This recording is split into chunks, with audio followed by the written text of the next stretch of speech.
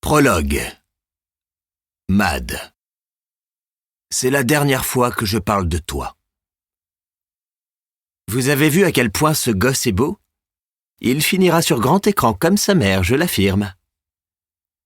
La mère de mon meilleur copain parle de moi à ses amis comme si je n'étais pas là. Tandis que je réfléchis à une façon de demander où enfiler le maillot de bain qu'on m'a prêté, je les observe du coin de l'œil, ignorant comment m'exprimer. Et Caleb qui s'est jeté dans la piscine, sans m'attendre. Chez moi, les adultes ne sont pas des repères qu'on peut solliciter. C'est plutôt mon rôle d'en être un et de répondre à leurs besoins, de les éviter le plus possible, chaque fois que je le peux. Ici, ils sont différents. Le père joue au golf avec ses collègues sur un terrain de son propre jardin, si grand qu'il ne semble pas posséder de limites. La mère et deux amis discutent sur leur transat avec leurs chapeaux et leurs lunettes de soleil aux dimensions démesurées. Elles sont apprêtées jusqu'au bout de leurs ongles manucurés, stylisées comme si ce n'était pas qu'un simple après-midi piscine. Je ne suis pas à l'aise dans mon corps, dans mes baskets usées, dans mes fringues trouées et délavées qui seraient bonnes à jeter. Je me sens comme dans mon dessin animé préféré, un loup qui voudrait se prendre pour un chien, tout en sachant qu'il n'en deviendra jamais un. « Tu peux aller dans le cabanon, mon chéri. Il est fait exprès pour ça. » Vient à ma rescousse la gouvernante dont les cheveux bouclés brillent d'un reflet chocolat sous la lumière du soleil éclatant. Je la remercie et m'y dirige d'un pas hésitant. Tout est trop beau ici, trop grand, trop propre. L'herbe est trop verte, trop entretenue. Même les odeurs sont différentes. Ça embaume la barbe à papa, du jardin aux poubelles. Et tout le monde est trop gentil, si aimable que ça sonne faux. Ça me terrifie, ça me paralyse. Où sont les cris? Où sont les menaces? Le poids sur mes épaules, la peur constante. Sans ces fardeaux, je ne sais plus comment être moi. Je me promène sur le large domaine depuis mon arrivée, recroquevillé, avec l'impression que le ciel va bientôt s'abattre sur ma tête. Ce n'est pas normal, rien ne l'est. Des glaces qu'on nous a servies au dessert jusqu'au sourire et à la douceur de Naya, la gouvernante de la famille. J'ai le mal du pays. Le mal d'être si bien traité tout en ayant conscience que c'est voué à s'arrêter.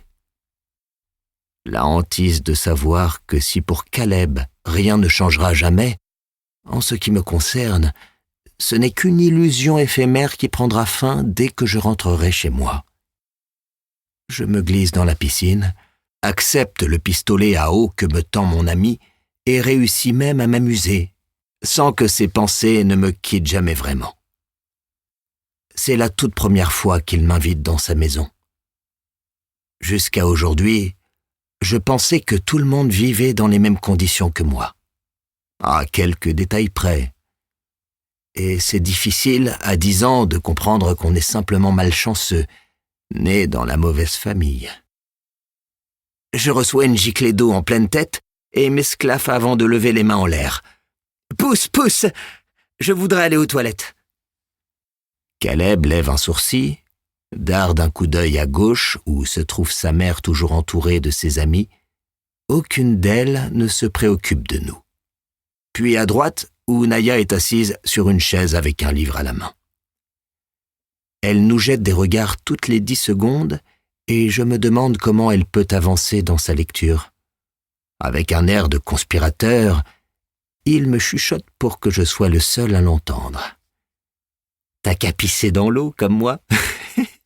Après c'est chaud, tu vas voir. » L'espace d'une seconde, je suis tenté de l'écouter. Et puis, je me ravise. Si les adultes l'apprenaient, ils se contenteraient de gronder Caleb. Mais moi, ils pourraient ne jamais accepter que mon meilleur ami me réinvite et cette idée me fait mal au ventre. Je secoue la tête pour toute réponse. Ok, t'as qu'à aller à côté de ma chambre, tu te souviens? Après m'être essuyé avec la serviette aux senteurs de lavande que Naya m'a tendue, et avoir refusé sa proposition de m'accompagner, je marche jusqu'à l'immense demeure des Zeller. Je n'en ai jamais vu d'aussi grande, moderne et majestueuse à la fois. Les pourtours sont parqués de milliers de fleurs multicolores et d'innombrables palmiers longeant les allées encerclées de pelouses qui sont entretenues par des arrosoirs automatiques. Le bâtiment est composé de plusieurs ailes et forme comme un U espacé. À l'intérieur, tous les matériaux sont nobles et immaculés. Le sol en marbre est si lisse que je peux y discerner mon reflet. Je monte l'escalier en colimaçon, trace de mon pouce le fer forgé de la barrière et m'étonne de ne pas y trouver de poussière, comme il y en a partout chez moi. Même l'étage est spacieux et inondé de lumière. Je me sens intimidé et tout petit, sans être jaloux, mais plutôt chanceux de pouvoir visiter une maison pareille, d'avoir pu y entrer, tout en rêvant d'un monde où je pourrais me réveiller chaque matin dans un tel endroit. Je parcours le couloir et lève la tête pour observer le ciel qui transparaît à travers de larges vélux horizontaux. Je passe devant la chambre de Caleb, vérifie que c'est bien la sienne, puis ouvre la porte mitoyenne en pensant regagner les toilettes. Mais je suis accueilli par un spectacle inattendu. Force est de constater que je me suis trompé, car ce ne sont pas les WC, mais une seconde chambre.